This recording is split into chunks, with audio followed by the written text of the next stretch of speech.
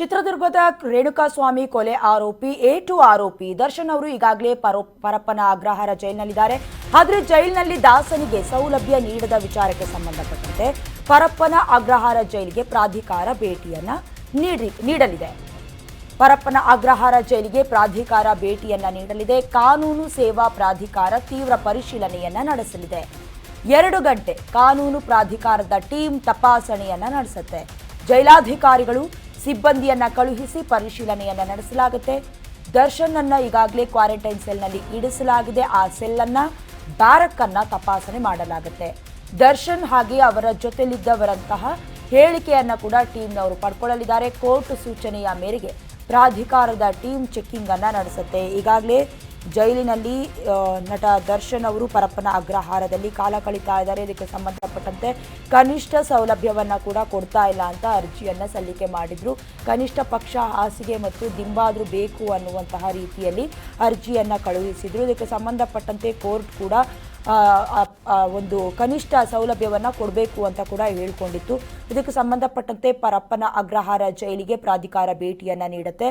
ಕಾನೂನು ಸೇವಾ ಪ್ರಾಧಿಕಾರ ತೀವ್ರವಾಗಿ ಪರಿಶೀಲನೆಯನ್ನ ನಡೆಸುತ್ತೆ. 2 ಗಂಟೆ ಕಾನೂನು ಪ್ರಾಧಿಕಾರದಿಂದ ತಪಾಸಣೆ ನಡೆಯುತ್ತೆ.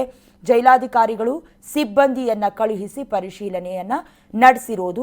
ದರ್ಶನ್ ಹಾಗೆ ಜೊತೆಲಿದ್ದವರ ಹೇಳಿಕೆಯನ್ನ ಕೂಡ ಟೀಮ್ನವರು ಪಡ್ಕೊಂಡಿದ್ದಾರೆ. ಕೋರ್ಟ್ ಸೂಚನೆಯ ಮೇರೆಗೆ ಪ್ರಾಧಿಕಾರ ಟೀಮ್ ಚೆಕ್ಕಿಂಗ್ ಕಾರ್ಯವನ್ನ ಕೂಡ ಮುಂದುವರಿಸ್ತಾ ಇದೆ.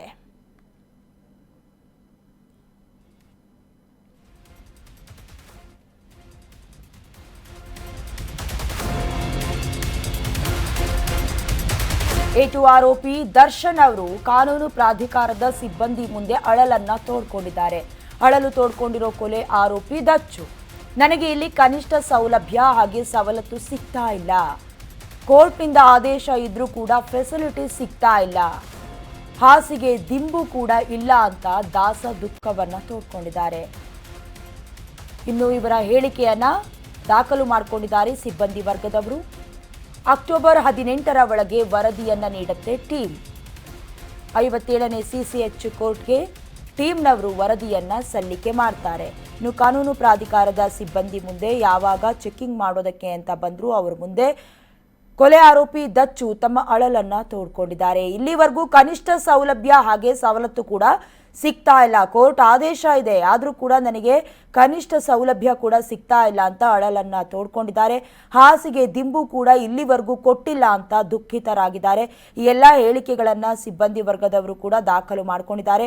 ಅಕ್ಟೋಬರ್ 18ರ ಒಳಗೆ ಈ ಒಂದು ದಾಖಲಾತಿಯನ್ನ ಏನೇನು ಹೇಳಿಕೆ ಕೊಟ್ಟಿದ್ದಾರೆ ಈ ವರದಿಯನ್ನ ಟೀಮ್ನವರು 57ನೇ CCH ಕೋರ್ಟ್ಗೆ ಸಲ್ಲಿಕೆ ಮಾಡುತ್ತೆ. ಅದಾದ ಮೇಲಾದರೂ ಕನಿಷ್ಠ ಸೌಲಭ್ಯ ಸಿಗತ್ತಾ ಕಾದು ನೋಡಬೇಕು.